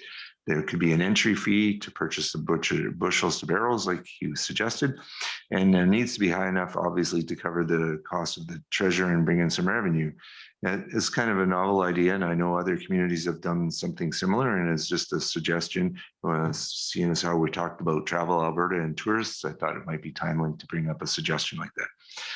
So having made that suggestion, I also wanted to touch on, I think that 2021 is going to be a very pivotal year for our taxes for next year, because many challenges are going to be hitting us, increase in RCMP costs for one. And I'm just wondering if administration would share with council what and I don't expect it in this meeting, what the 2021 manpower plan is for the town of Bruderheim going forward. For example, once we get to a so-called normal life, are we going to have a contract event planner or what? I know that we were very fortunate to make it through the last year and a half with the staff that we have, and I know there's been many challenges, and at some point, sooner or later, Bruderheim will be having to move forward on manpower plan, and I was just hoping that maybe we could get that shared with council so we have some idea of what 2022 would look like. And my last question is in regards to in the past we have had a question come up at council about there's a traffic plan or study happening on the intersection where the hemp company is on Highway 45. And I'm just wondering what's come from that study. Mr. Mayor, that was approved, I believe, Alberta Transportation. It's in the process of going through Alberta Environment right now. So again, as soon as we have permission to release, we will. So there will be something forthcoming. Yeah, the transportation's approved their traffic management plan, and now it's with Alberta Environment. Then it comes back to the town for final approval. Great, thank you very much. I was just curious where that was at. And does council have any other information requests? Okay, we'll move forward then with program requests. Councillor Lamb. First, I'd like to make a motion that we postpone the opening or start up the arena for approximately 2 weeks to give us a cost study, and then what the pandemic is causing us in the future, because we don't have the manpower, possibly not even to start the arena. So I'll make that motion that we delay it for till next council meeting. or the startup. Mr. Mayor, if I could add to that. So currently we are planning, we've hired a contractor to start the plant up on Friday. And with tonight's declaration of public health emergency, I appreciate Councillor Len bringing this up because we really need time to assess the effect this will have on our minor hockey and adult hockey leagues, as well as the business exemption program is not clear about municipalities. Have to do some more reading if we have to apply for that program, if we're going to have to buy the scanner or if the QR scanner for some of our facilities. So it's not just the arena. It would also include, we have bookings at the community hall coming up, the fire hall. We have quite a few bookings in October, actually. So we need to look at the whole restrictions and how that applies to right currently, as you just talked about, Mayor Carl, we don't have the resources in-house. We also don't have access to most funding, which was last year. Helped with COVID relief. We were able to hire extra people in the arena to assist with cleaning and policing and helping people educate people on the rules in the arena. So myself and the Director of Public Works, Dennis, are quite concerned about labor to comply with all these restrictions that we've just taken a very high level look at. As you know, they were released at 6 o'clock this evening. So I very much appreciate Councillor Falardo bringing this up to council. Okay, on the motion, it was reading that it would be postponed until the next council meeting. Does that jive with what you're thinking? Mr. Mayor, I would really appreciate, yes, that would be, and if we are able to get some clarity and meet with those user groups, we could always call a special meeting if we thought we had a plan going forward to speed that up. Okay, and the next council meeting is, what is the date? October 6th, October 6th. Okay, thank you. So I'll accept that motion from Councillor Len and open it up to council comments, questions, and concerns. Councillor Wayne. Me just being the other side, does it need to be that long, a 3-week wait, or is this something that can be done, within the 3 weeks? Because once you wait the 3 weeks, then it's gonna be another 3 to 4 weeks before it's up and running. So they're looking at 2 months down the road now. So I just wondering if 3 weeks is too far, or could we do, look at over the next week and then review it in a week's time kind of thing? Is that feasible, or is that not, I guess? Mr. Mayor, may I, I'm sorry, Patty, may I just jump in here for a minute, please? Mr. Mayor, through the council, Letco. So if we wait these few weeks, I understand your concerns, but right now, conservatively, worst case scenario, we can get ice in 14 days, not 3 weeks. So that's a bad case thing. So we're only looking at 2 weeks. I think the quickest we've ever done it was around that 10 or 11 days, all things being fair. So there's opportunities here to excel that ice getting in, but I think 3 weeks would be a little prejudice to say that would be taking us that long, but 2 weeks safely, perhaps a little sooner. But yeah, I mean, okay, that's all I'll say. I'll go back to you.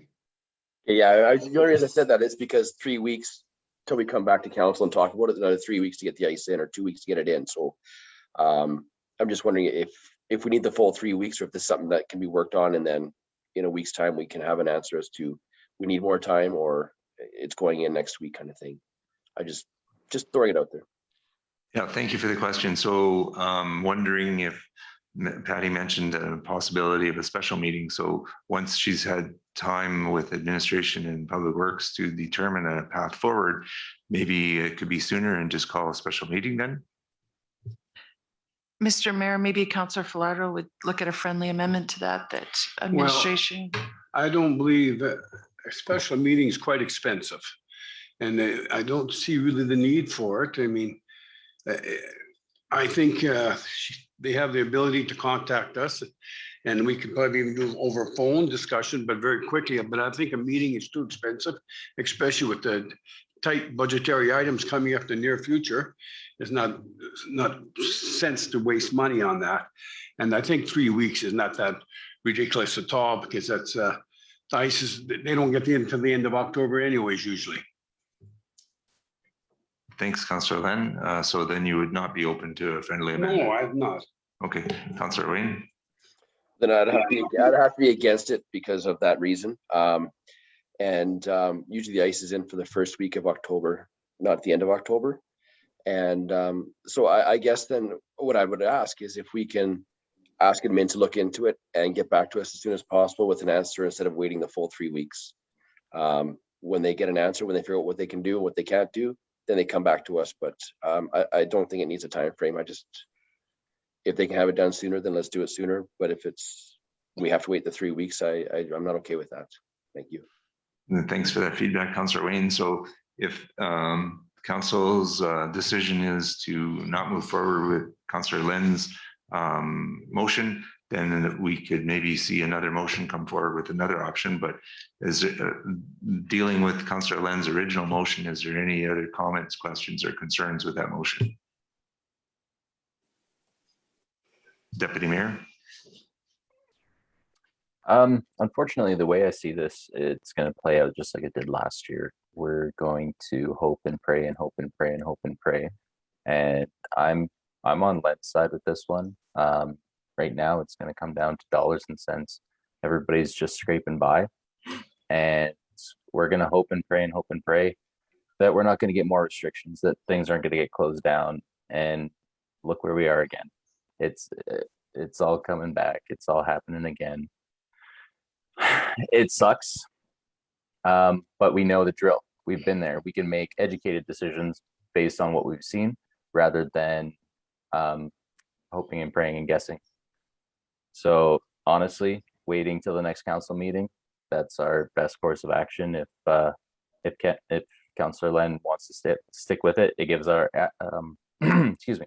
gives our administration ample time to research and figure out what's going on, what is happening, to get manpower in place, because even if they get the okay in a week, they still need to get the manpower. They still need to hire people. They still need to get these QR code readers, on and on and on. 3 weeks seems like a lot. It's not a lot of time to drop in the bucket. Thanks for that. Councillor George. Do we need a timeline to make this work? I think our administration and our public works department is very efficient people and can look after this without a timeline. And if it should happen to be that the restrictions are such that we have to wait, well, we'll have to wait. But if the time comes to be where we can step forward, that'll be, but let's not go with a restriction. And as far as a special meeting, I think a special meeting would be very beneficial. So we are all up to date on what's going on, and we all can have input into what's going to happen next. That's my input into this. Thanks, Councillor George. Councillor Wayne had his hand up. Yeah, thanks, Councillor George. I agree with you 100% on that. I think it's just let them deal with this, and when there's a date, there's a date. And then we can all get back together, have a special meeting, understand what the process is, understand what the requirements are, and go from there. If it's a day or two from council meeting, then we wait till council meeting. But if it happens sooner or later, then we jump on it then. So I agree with you. Okay, thank you. Any other input from comments from council? Okay, then we'll call for a vote. All those opposed to the motion? I'm opposed. And the motion is not carried. Thank you. While we're on this topic, is there another motion coming forward from someone? Councillor Wayne. I'd like to make a motion that we direct admin and Public Works Director to look into the feasibility of or time frame as to when the ice will be opened up and make sure it's done safely. Leave it in their hands. Okay, thank you. Accept that motion. Comments? Mr. Mayor, can I ask for a point of clarity? Sure. By Councillor Lecko saying leave it in our hands, then we don't need a council motion to delay or change typical opening date? Yeah, so we actually are not accepting a motion. Is that what you're saying? I'm just clarity on Councillor Lecco said leave it to administration's hands. So is he saying that we don't want to bring it back to He's got council? his hand up, so I think he Okay. wants to provide some clarity. Yeah, I don't think it needs a, I think about it, there is no need for a motion on this. I think it's, you guys will look into it. Do the right, follow the guidelines. And once you're ready to make a decision, then we meet again and we go from there.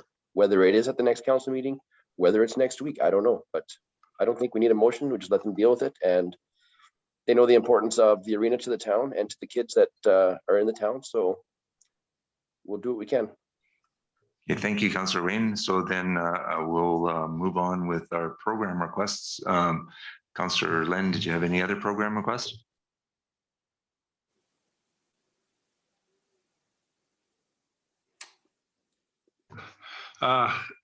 Is delegations. We have in our laws at 15 minutes. And I don't mind 5 or 10 minutes over, but we have to, if you're going to bring in delegations, you have to control the time frame. I don't care which group it is, who it is. We set those rules in that place to keep the delegations so we can conduct our businesses. If you want a special event meeting where you bring somebody in, make a presentation for 2 hours, 3 hours, then we have to set it up differently. But delegations are here to inform us on a very short, specific item and keep it within the time frame. I can't believe we're allowing these delegations to go to an hour. It's unacceptable. Thanks for that feedback, Councillor Lynn. Did you have any other program requests? Oh, yes, I knew. Last council meeting, I was quite stressed. When an event happened, which was totally illegal against the MGA, and I looked into it, made some phone calls. We had a individual invite another individual here to make a presentation on an electoral thing. We are not allowed to bring in any private electoral stuff into a council meeting. That was meeting. You can look it up, the MGA. You jump all over me when I bring stuff in. This was as bad. This is just about resignable stuff. You should never bring in your personal agendas to a council meeting, and that's what you did. You invited that individual to the meeting. Yes, she said it right there in front of us all, to record it. And you invited her because you were at her presentation a few days earlier. It's in your, look in your report, and it's there. So you can deny, you will lie and deny, I know that. But the fact is, that should not have ever happened. We don't allow anybody to bring in their personal agendas to our council chambers, religion, politics, or anything else. And that was a personal agenda. And that it's not even a matter of fact, it's not even an elected official. It's a wish list thing. It's because it ain't happening. And I'm really disappointed in that. And you, as being the individual who instigated and brought it, I honestly think you should be punished. If the MJJ says that is a offense, I believe you should step down. Thank you for your feedback. You jumped on me over little things, pointing my finger or raising my voice, and you did a lot of things to me. And that I never did break the MGA, but you did. Thank you for that feedback, Councillor Len. Would remind you that no, I did not meet with that person. It's in the, now he is lying because he was in that meeting. It's in his, if you look, I got it. He was in the meeting. Can this be a discussion later on? No, I want the public to know about this. There is right in your report. You says, I went and saw this person, and it's in your report.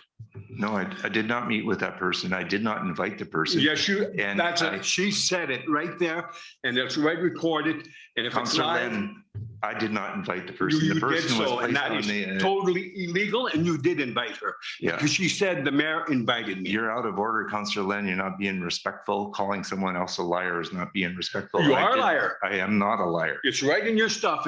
You're an absolute Councillor Len, liar. you're a liar for calling me a liar. And I would look for a motion to recess. Councillor George. I was just going to ask for that. Mr. Mayor, I would like to call for a recess. I think this meeting has gotten out of order. I do feel that some people need an apology or a reprimand, but this is a total disgrace to our council and to our residents who are watching this display of ignorance. Excuse me. Council have any comments, questions, or concerns with the motion to have a recess for 5 minutes? 100% agree. Mhm. Out of Right. line, out of line. Okay, thank you. Anyone opposed to the motion? And the motion's carried. We'll have a recess for 5 minutes. My God. Council, could I just ask you Yeah, to well, mute 'cause you're your a liar video and and you mics? are Because a otherwise I sneak have to start. And you another bring your own Zoom meeting. agenda in.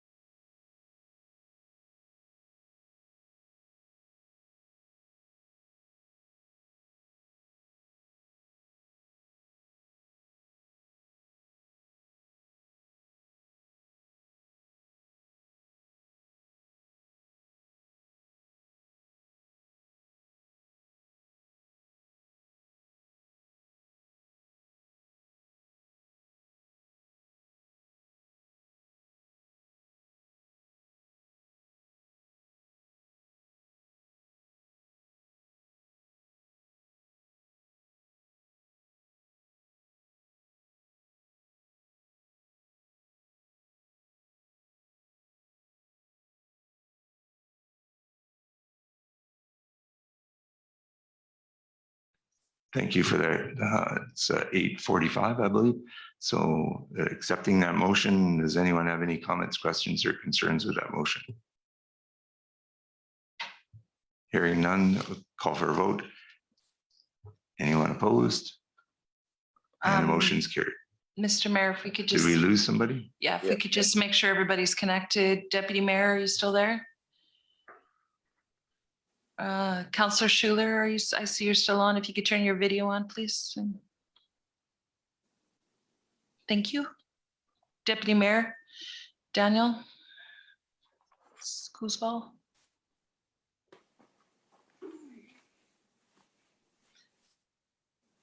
I would ask that Sherry record that Deputy Mayor was not part of the vote to go back into session. Thank you for that. So now we're back in the public session. We move on to, actually, I don't think we finished program requests. Councillor George, do you have any program requests? If I did, sir, I don't think that people would like it. Thank you for that, Councillor George. Moving into the virtual realm, I see that now Deputy Mayor Daniel has rejoined the meeting. Deputy Mayor Daniel, do you have any program requests? Not at this moment. Thank you. Thank you. And Councillor Judy? Yeah, I think we got to go back and revisit this new guidelines for the arena and all that. I would like to put forward the motion that we let council or let administration go back and review the guidelines that have newly come out tonight and see how it affects our operation of the arena and stuff, and then bring it back to us to decide what to do and where to go from there. I think we need them to direct administration to do this so that they can find out what's happening and bring it back to us so we can make an educated decision. Okay, thank you for that motion. Any comments, questions, or concerns from council with that motion? Councillor Pat. I think we've already discussed that administration is going to take a look at it and there wasn't a motion needed. I think they need direction. And I guess let's ask them, Patty, do you want direction or do you want to just look after it?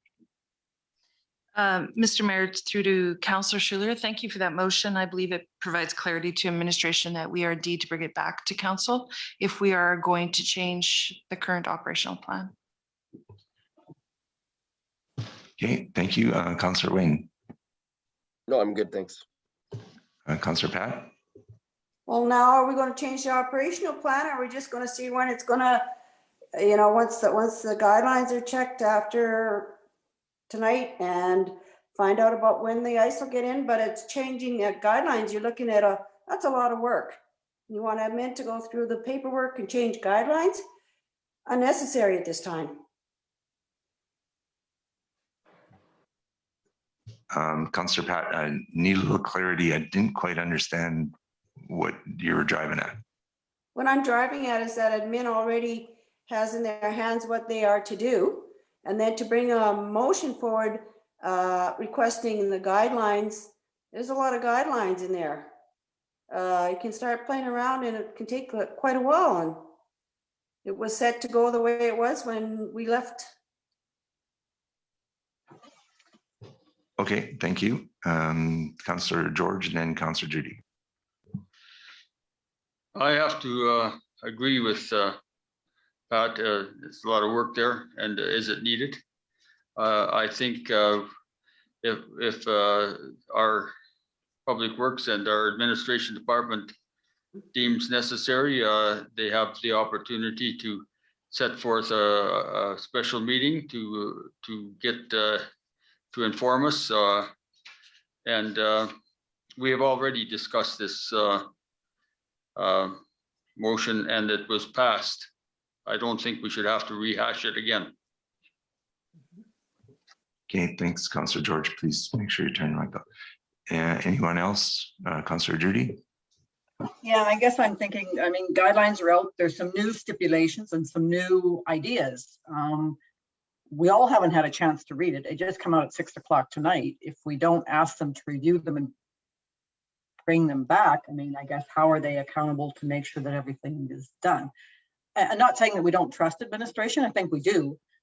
I just think it is our direction to help them along the way. I mean, we want the arena opened as soon as possible, but giving them the opportunity to review it, see how it's going to affect the plan. Maybe a few new things have to come into play. I think it's acceptable. Mr. Mayor, may I comment? Sorry. I think we're all saying the same thing. If maybe to simplify it, could we just ask council to make a motion to delay the opening Friday until we've had time to research the current restrictions? We have motion on the floor right now. Yeah, I'm just suggesting that maybe that would be an option. I think we're all saying the same thing. And I'll accept that. I'll accept that amendment. I don't have a problem with that. Okay, thank you. Now what does motion read like? That administration delay the scheduled Friday opening until we've had time to review the current restrictions. Okay, thank you. Any comments, questions, or concerns with the amended motion? Councillor Wayne. I like that. I'm okay with that. I just didn't want to set a defined date because it may take them longer, it may take them shorter. I want it done and done right, and the arena opened up as soon as possible. So thank you for that. Thank you. Any other comments, questions, or concerns with that motion? Haven't heard none. We'll call for a vote. Anyone opposed to the motion? And the motion's carried. Thank you. So the program requests, we stopped at Councillor Judy. Any other program requests? No, that's everything. I'm good, thanks. Councillor Wayne? Yeah, so if this is delayed a bit, can we get it started on the outdoor rink? Is that a possibility? Go, Wayne. I'll mute myself now. Thank you, Councillor Wayne. Councillor Pat, you have the last one. No, I'm all good, thank you. Thank you. So now we're finished with program requests and information requests. We'll move on to number 8.1, bylaw 08-2021. Thank you, Mr. Mayor. Administration would like to seek first reading on bylaw to establish an intermunicipal relations council committee with Strathcona County. The bylaw 08-2021, a bylaw that proposes to establish an intermunicipal relations council committee for the town of Bruderheim and Strathcona County, be given first reading. Council history. The intermunicipal relationship between the two communities has been long-standing and mutually beneficial for years. Strathcona County has a contractual relationship with Bruderheim for the provision of a chief administrative officer to the town, which has aided in the county's leadership development, as well as various other intermunicipal service provision agreements. The town of Bruderheim has received leadership and intermunicipal services through this relationship. On June 6, 2021, Council passed Resolution 161-2021 that Town Council directs administration to set up a meeting with Strathcona County Council and Mayor Carl Hook and Deputy Mayor Daniel Scoosball to discuss enhancements to the current intermunicipal agreement between Strathcona County and the town of Bruderheim. Strategic plan areas: sustainable and safe infrastructure, manage, invest, and plan for sustainable municipal infrastructure, a healthy, vibrant community, provide facilities and services that are available and accessible to residents, foster collaboration through regional, community, and governmental partnerships. Open and transparent governance and administration, a community that is educated on responsibilities and limitation of council and administration. Other impacts: Section 145 of the Municipal Government Act provides for the establishment of council committees. In summer of 2021, the municipalities discussed the opportunity for a formal intermunicipal committee between the town of Bruderheim and Strathcona County after years of sporadic and less formal meetings. Both communities will take steps to establish this formal intermunicipal committee through bylaw in the fall of 2021 to enable representatives of their 2021-2025 councils to begin meeting following the 2021 municipal elections.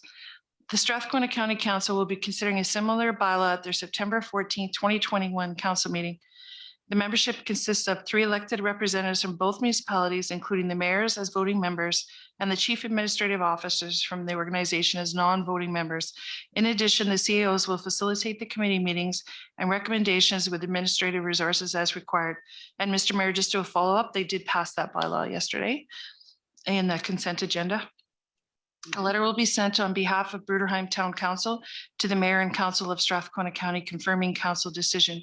We've enclosed bylaw 08-2021 to establish the town of Bruderheim and Strathcona County Intermunicipal Relations Council Committee. Thank That's you. Just a question on clarity for this, because it is a bylaw. Do we need 3 votes? Mr. Mayor, we're just asking for first reading this evening. Okay, perfect. Thank you. I'm looking for a motion from council for this bylaw. Deputy Mayor Daniel. There we go. I move that town council, oh, what? That bylaw 08/2021, a bylaw that proposes to establish an intermunicipal relations council committee for the town of Bruderheim and Strathcona County be given first reading. Thank you for that motion. Any comments, questions, concerns from council? Councillor Pat? I just have a question on the term. So it's a 4-year term and not every year committee appointments. This is like a 4-year appointment. Is that right, Patty? So Mr. Mayor, through Councillor Lee, yes, that's correct. It would be it would coincide with the municipal election cycle. All right, and it would be the same individuals that would be on that committee for the 4-year term, right? Mr. Mayor, through Councillor Lee, at the organizational meeting, I believe that, right, that if something had changed, we could address it there. It's Well, 4 years. It's 4 years, but if something changed within our council or we have the opportunity, right? Like if a councillor left or for whatever reason wasn't with Bruderheim or Strathcona anymore, there's an opportunity to address for sure. But in theory, yes, for the full 4-year term. All right, because it says the terms that it's, I'm reading it like it's the same. It doesn't rotate on a yearly basis like some of our committees do. That's correct. That's correct. Yeah. This one is set like say, I guess it's not the landfill or a couple of them set for the period. Mr. Mayor, through Councillor Lee, that is correct. All right. Okay. Just clearing that up. Thanks. Thanks for the question. Any other questions from council? I did have one thought. I don't see on here any opportunity for having an alternate if someone is unable to attend. Do we need to have that included? Mr. Mayor, I don't think so with having 3, right? I will double check though for the next reading. Thank you. And so to clarify, you said Strathcona passed the first reading of their bylaw for this? Mr. Mayor, that's correct. Okay, thank you. If there's no other questions or concerns from council, I'll call for a vote. Anyone opposed to the motion? And the motion's carried. Thank you very much. 8.2, acknowledgement of Treaty 6 policy. Thank you, Mr. Mayor. Administration would like to, purpose of this report is the Truth and Reconciliation Commission released its final report to Canadians in December 2015. In response to the final report, recent residential school findings and increased awareness and understanding, the Town of Bruderheim Municipal Policy Gov-86 has been updated to implement recommendations of the TRC and further reconciliation to the benefit of all Canadians. We're recommending that Town Council approve the acknowledgement of Treaty 6 Policy Gov-86 Amendment 1 as presented. Council history. Policy Gov-86 acknowledgement of Treaty 6 was approved by Council on February 7, 2018. Strategic plan areas, open and transparent governance, a community is educated on responsibilities and limitation of council and administration. Other impacts, legislative and acknowledgement statement will be read before all council meetings. Council orientation will include Indigenous education and relationship building. Summary, the Town of Bruderheim has a responsibility to foster healthier relationships with Indigenous partners and to strive to respond to the calls to action as outlined in the Truth and Reconciliation Commission. The updated municipal policy provides guidelines for acknowledging the traditional lands of First Peoples and promoting education and a more precise representation of Indigenous peoples. An acknowledgement statement will be read before all council meetings and civic events and will be added to the town webpage and applicable social media. We've enclosed the amendment and the previous policy. Thank you, Mr. Mayor. Thank you for that. So I'll be looking for a motion from council. Councillor Wayne. I make a motion that Town Council approve the acknowledgement of Treaty 6 Policy Gov-86 Amendment 1 as presented. Thank you for that motion. looking at the what the new acknowledgement reads like. Everybody will have to practice saying that, because there's maybe some words that will be unfamiliar to us. Not a bad thing. Any other comments, questions, or concerns from council with this motion? Councillor Wayne? No, it'll hold off. It's not in regards to the motion. It's in regards to something else with the First Nations. Sorry, I'll wait. Thank you. Councillor George? This motion is federally implemented, or is this coming from our administration office? Mr. Mayor, through Councillor Campbell, this is coming from administration to adapt our current policy with current increased awareness and understanding initiatives throughout Alberta. I have no problem with the acknowledgement part of it, of the Treaty 6, but I have a little problem with the part where we single out one group of people for acknowledgement. This is my comment. I feel that we should recognize all people equally, and the statements made in this policy where we make a bylaw that states we must do this and we must do that, according to the Constitution, that all people have the rights, the same rights. And they have the right to attend our meetings. They have the rights to attend our events. I don't think that we have to have a bylaw stating that we single out one group of people. I agree with the stated fact that a written law, the treaty was signed, it was done. But the rest of it, I don't. Mr. Mayor, as a point of clarity, it's not a bylaw, it's a policy. Policy. Right, it's a policy. So thank you for that opinion, Councillor George. I'd just like to draw council's attention to the very last sentence on the information. It reads, "We recognize the importance of aligning ourselves with First Peoples and taking steps to foster a healthier relationship. As such, we will demonstrate," I'm sorry, I don't know how to pronounce that, Manitoan, the Cree word meaning respect for each other. I think that our world has a lot to move forward with building that respect and acknowledging that there were people here in Canada before us.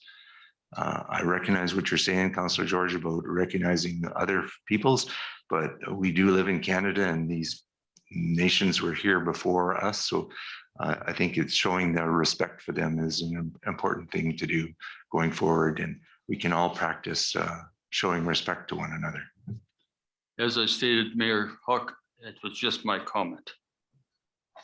Thank you, Councillor George. I appreciate that. Any other comments, questions, or concerns with the motion?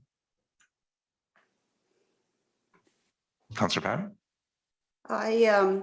I think that the administration did a very good job in getting this policy in place. It is part and parcel on the calls to action on the Truth and Reconciliation Commission. And it's showing that, yes, we are moving forward and we are taking steps. So I say kudos to administration for bringing this forward. Thank you, Councillor Patton. Hearing no other comments, questions, or concerns with the motion, call for a vote. Anyone opposed to the motion? We have one opposed and the motion is carried. Thank you. Going forward now, we're on council committee reports. We're looking for a motion to receive the council committee reports. Councillor Patton? I move that council receive the council committee reports as information. Thank you, Councillor Patton. Any comments, concerns, questions from council with the committee reports? Haven't heard none. Call for a vote then. Anyone opposed to the motion? Oh, Councillor George has a question. Sorry, I was too quick with that.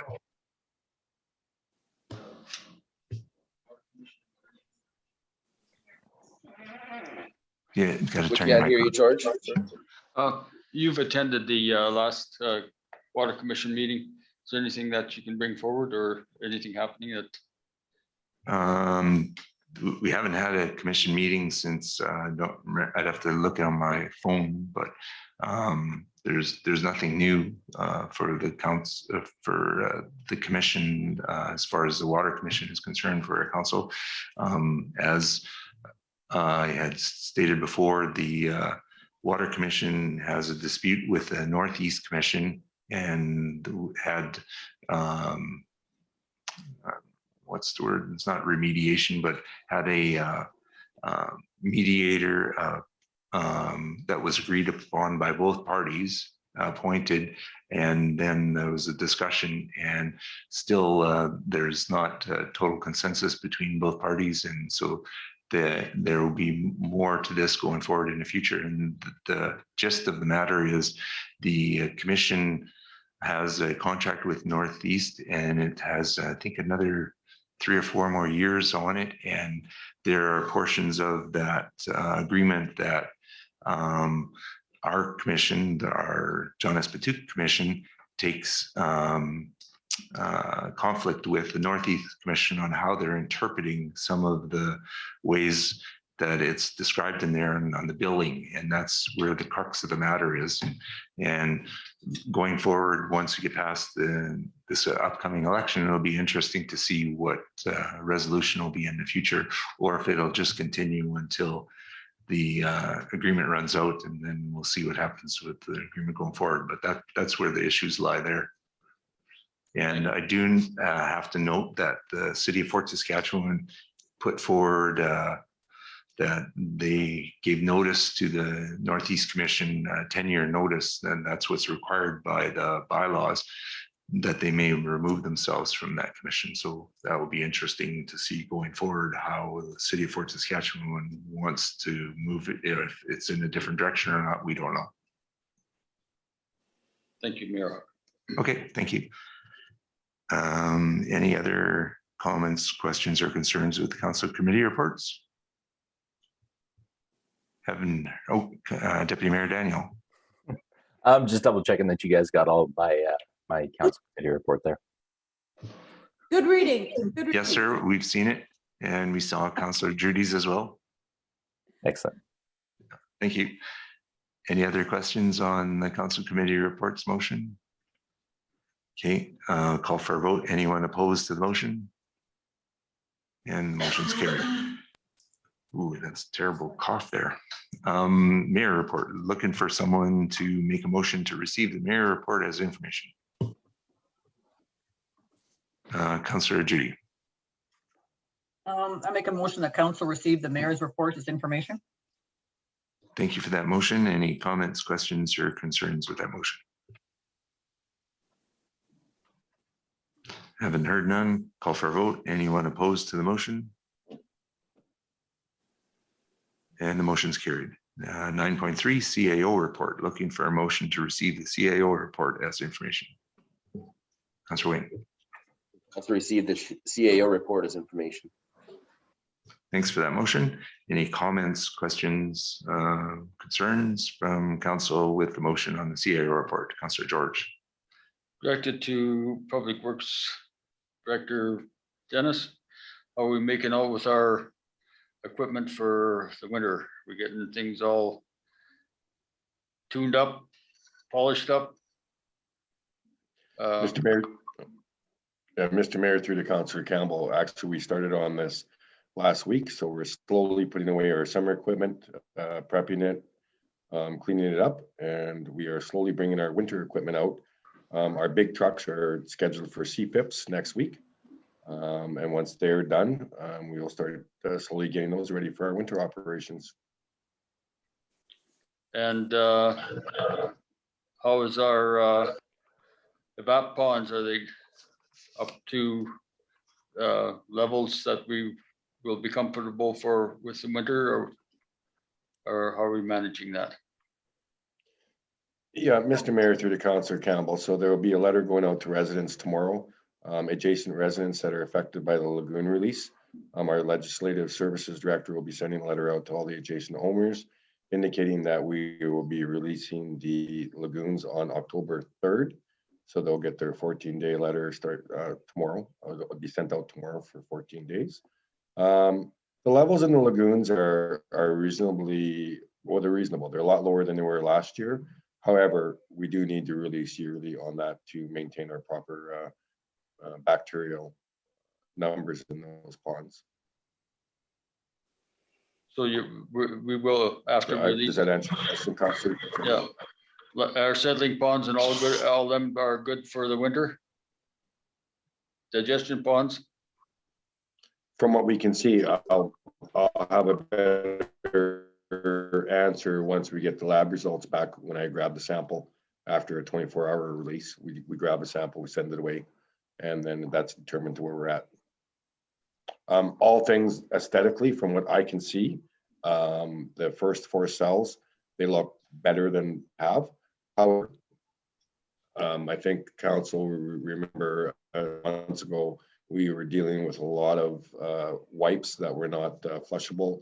They have made their way into the ponds. They're non-degradable. So I'm working on a plan next year to remove some of those from the surface that are still sitting there.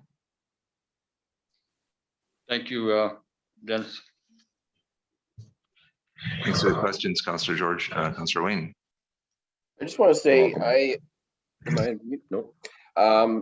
I drive around town a lot to see how things are going and how it's looking, and I must say that our town looks really, really good.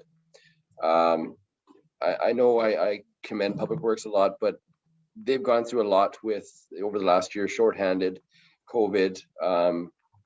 They're doing a hell of a job out there, and I just want to send a huge kudos out to them and a job well done to Dennis and his team. And the same thing with admin. They go through a lot as well, especially through this last 18 months. COVID, they're still getting the job done. They're still working. It's easy to say, let's go home and work from home, but the office still stays open and people still come in. So I just want to say a big thank you to them as well. And just going through here, I just want to say another thank you to Bob and Sherry Cote for all their dedicated time and support to the town, and especially for this last weekend through the Family Fall Festival. So thank you guys for everything you guys do. Thank you. Wholeheartedly agree with you, Councillor Wayne. Thank you. Any other comments, questions, or concerns with the Chief Administrator report? Just wanted to say thanks to the Bruderheim Ag Society and to the town of Bruderheim and the volunteers. The Fall Festival was great. A lot of positive comments. It was well done. Wasn't able to attend all of it, but I enjoyed the parts that I could, and I know that many people did, and heard a lot of good comments about the car show and the car races, and not every day that someone drives a Jag into Bruderheim. It was a great time. Thanks to everybody for putting that on. Councillor George? I just have one question for Dennis. Dennis, I noticed the racetrack at the Ag Society, Ag Grounds, is getting to more look like a lawn than a racetrack. What are we going to do about getting rid of that vegetation?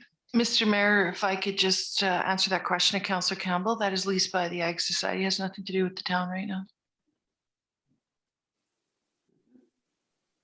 My apologies to the Ag Society. Councillor George, do you want to turn your mic off then? And also wanted to give big kudos to the Ag Society and the town of Bruderheim for looking after the gopher issue. It was pretty overrun, and that event happened in the Fall Festival. Didn't see a single gopher anywhere, so must have eradicated them for miles around town or something, but that was very good. Thank you.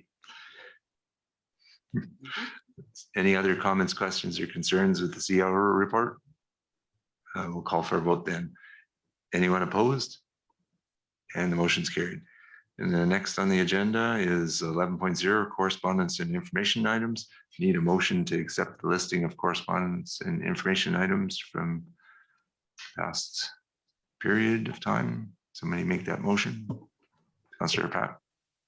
I move that town council accept the listing of correspondence and information items for the period of August 27, 2021 to September 10th, 2021 as information.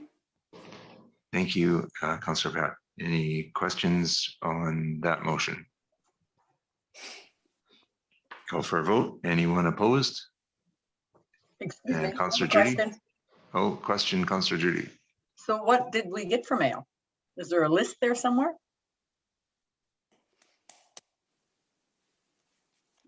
Like I don't see it on my agenda or on my agenda package of what you got for mail. Or did you get any mail, Carl? We're making a motion to accept that we got nothing. And that's a good thing. And that's okay too. Administration is trying to respond with the answer. Okay.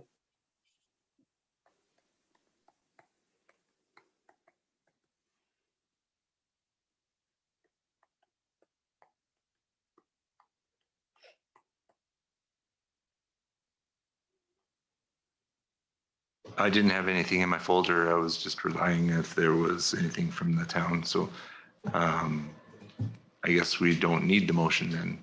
So who made the, I think Councillor Pat made the motion. Would you be okay with rescinding that motion? I will rescind the motion that we accepted any correspondence.